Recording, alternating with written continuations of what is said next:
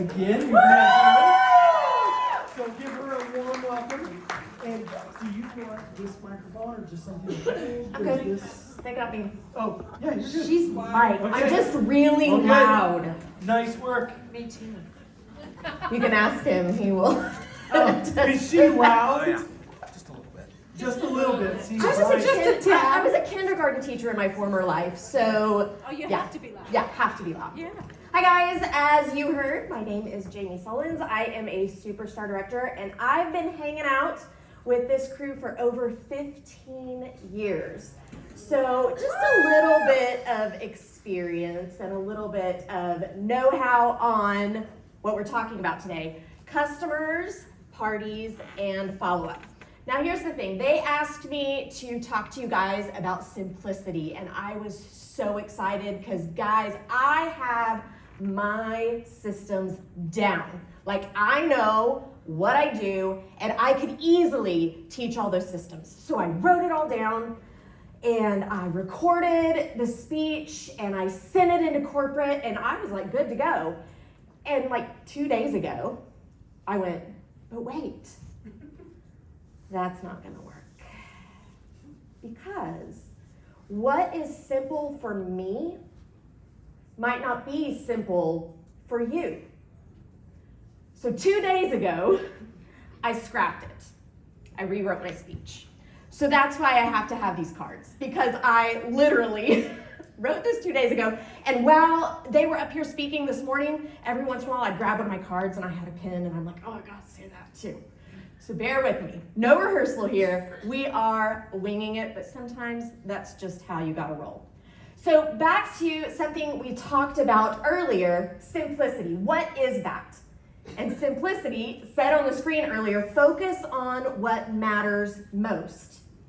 But here's the thing, it's gonna be so different for every single one of you. So I could get up here and tell you what I do to find customers, what I do to have a good party, and what I do for follow-up, and you might think, oh crap, I gotta do that? I can't do that. That's not me. I don't know how to do that. So I'm here to tell you, stop trying to do what everyone else is doing. How many of you in here are a brand new consultant, like a few months into this? So we've got a handful of you guys, and you're gonna hear some fabulous ideas here at this event. You can watch YouTube trainings, you can do all that stuff. If it resonates with you, if it makes you excited inside, do it. But if it stresses you out and little beads of sweat start forming, scratch it. It ain't for you. Now, I want to talk to the other end of the spectrum. How many in this room have been doing this business for 5 years or more? Keep your hands up if you've ever experienced burnout. Oh, hands were like, wow.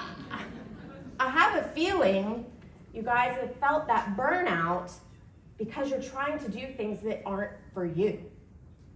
And you're pitting yourself up against people that have different skills and different talents than you. So I want to talk to you guys today on what is simple for you. We're gonna go a whole different route. So we're gonna go on a journey together to figure out what is going to be simple for you. Make sure you have your notebook out and a pen, because like I mentioned earlier, I was a teacher in my former life, so you gotta do some work today, okay? We have worksheets, but I didn't have time to Xerox them, so you're just gonna have to put them in your notebook, okay? So, I have a series of questions that I'm going to ask you, and I literally want you to write this down in your notebook, because we have a little journey to go on. Now, there's no right or wrong answer. I don't have a red pen today, so you're not getting graded. Woohoo! These answers are going to be very specific to you, but by the end of this, you're gonna know what you need to be doing in your business. The first question I have for you is I want you to write down, what did you want to be when you were little? What did you want to be when you grew up? Write that down in your notebook. What did you want to be when you grew up? Now, maybe you have that one answer and you're like, that's the answer, but maybe you have 2 or 3. Myself, I wanted to be Reba McEntire, or a flight attendant. Very, very different, right? Okay, so now that you've written down what you wanted to be when you grew up, underneath that, I want you to write down why. Why did you want to be that? I wanted to be Reba McEntire because, number one, my life is a song and everything has a lyric, but also this is my happy place. Now, I know a lot of you guys, if you were asked to stand on the stage, you would pee your pants. But this is where I get joy. That's why I wanted to be Reba McEntire. Now, flight attendant, totally different realm. I wanted to be a flight attendant because I love meeting lots and lots of people, and I love to travel. Even from a little bitty girl, I loved to travel. My dad is retired from American Airlines, and so I was flying from a very young age by myself from a very young age. I would be best friends with that person sitting next to me at 8 years old. I would know their entire life story at 8 years old as I was going to meet my grandma or whoever was picking me up. So that's what I wanted to be. That is why. We're gonna go a totally different realm now. What is something that people say you are good at or that you're gifted at naturally? That you think nothing of it, but people are always complimenting you on it. Write that down in your notebook. It's getting a little bit trickier, right? So I really couldn't narrow it down to 2 or 3 things. I kind of had a handful of things. I am told that I'm really good at teaching and speaking. I don't even have to think about it, I just do it. I am told that and I know I'm really good at this, I am a bargain hunting queen. You need to find a good bargain, you need the best price, hit me up, because I'm gonna help you. Now, I really can't personal shop for all of you, but you get the idea. I'm told that I'm really good at styling things and making outfits and decorating my house. Those are things that just, I don't have to think about, I didn't study it, it just happens. Also, I'm really good at planning trips. When I get bored, I scroll Airbnb. That's my happy place, is Airbnb. So that's something that I'm good at that I don't have to think about.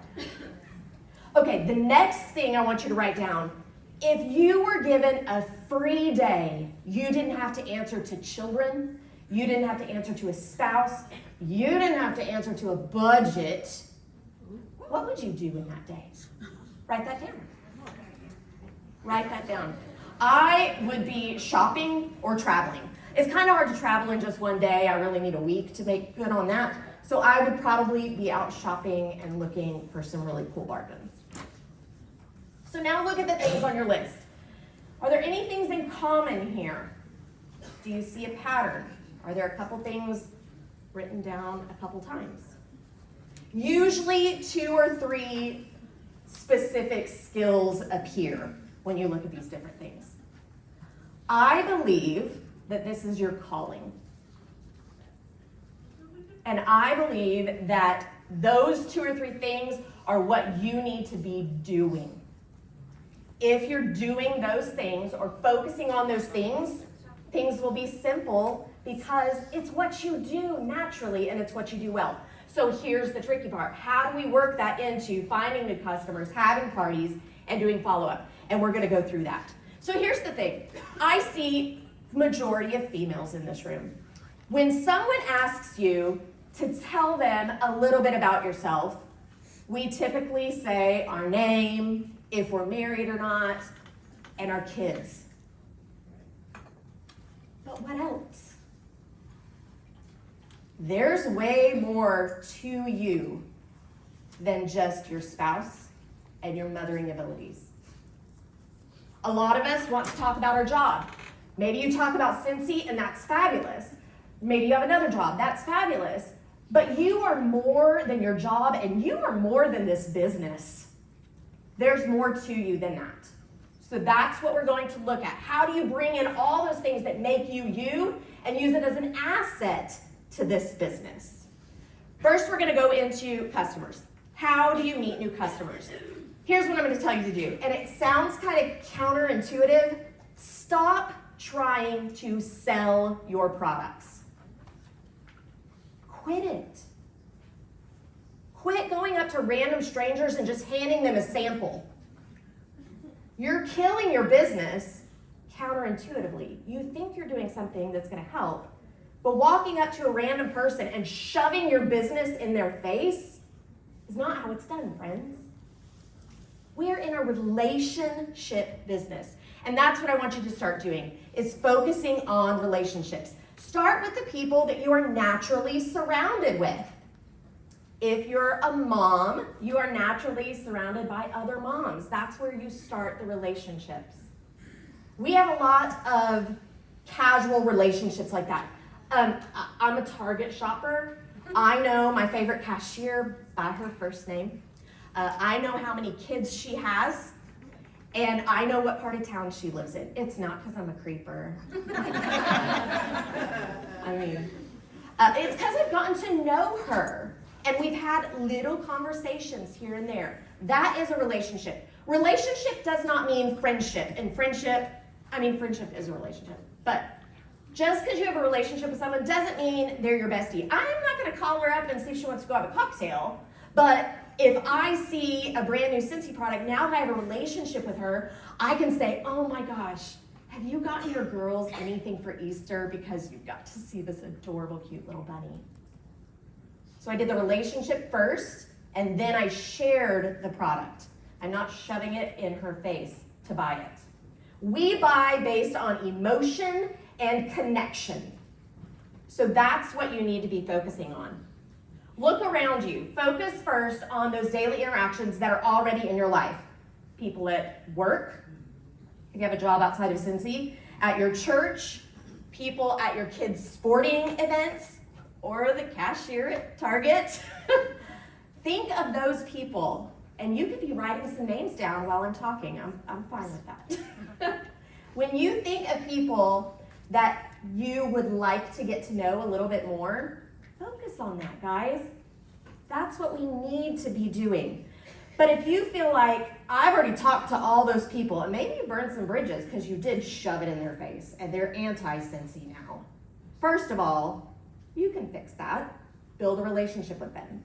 But let's talk if you need to grow that circle. How can you expand your influence? It's by expanding your circle. That's where we're going to go to those things that we wrote down in the notebook. We are going to start looking for ways that we can live out our calling. If you love to shop like I do, that's where you can intentionally meet new people. Make a point to use the same cashier every single time. Don't always look for the shortest line. Look for the same cashier. The lady that works at Target, I go to Target a lot, friends. The lady that works at Target in the cosmetics section, she knows a lot about me. She knows a lot about me because we talk about it. She knows that I love to take mission trips. I love to travel. She knows that I had a surgery a couple months ago. And every time she sees me, she says, how are you feeling? Oh, you're getting around a lot better. How you doing? It's because I've intentionally built that relationship with her. When you are in a relationship with someone, your excitement and your passion for Scentsy will find ways to work into a conversation. You don't have to force it. It doesn't have to be icky. It's just naturally going to come up. So let's move on to part 2. That is for parties, the P word. We don't like to say parties anymore, do we? People don't like the word parties, because that means I gotta clean my house, it means I gotta buy a bunch of food, I gotta feed people, I gotta do all these things. We don't wanna do that. Here's what I have started to use. I like to ask people if they want to go on a shopping spree. Who would love a shopping spree in this room? Hello. You can offer a shopping spree to your best customers, or those customers that maybe don't have it in their budget for Scentsy. That's what I'm finding that works for me, and that's what you can do. Now, I want you to think out of the box of what makes sense for your calling that you wrote down. All right, Shelby, where are you at? I called you out. I knew I was going to call you out. Okay, my friend Shelby back here is a very talented artist. If you follow her on social media, you will see she paints the most beautiful Bibles that you have ever seen in your life. But here's the thing. Shelby, have you ever thought about doing a paint and sniff party? I did. Fabulous. I just bought a digital pen. Say again? I'm not an implementer. I think about things. Okay. Well, I am going to challenge you to implement that. Guys, they've made a full business over drinking wine and painting, right? Most little towns have these places. Well, why can't Shelby take that idea and give it a spin into her calling? She has a talent that needs to be shared with people. She can share her talent and share Scentsy at the exact same time.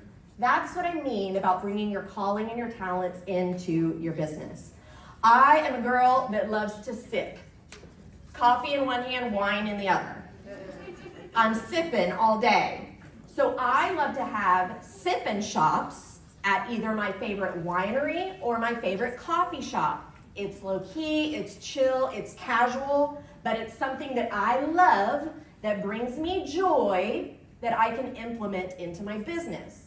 So maybe you have some things spinning in your head that you might be able to implement in your business. Make sure that you're writing those down. A couple things that maybe would spark an idea. And guys, I'm out of time, but I'm gonna keep on talking. I promise you can eat when I'm done.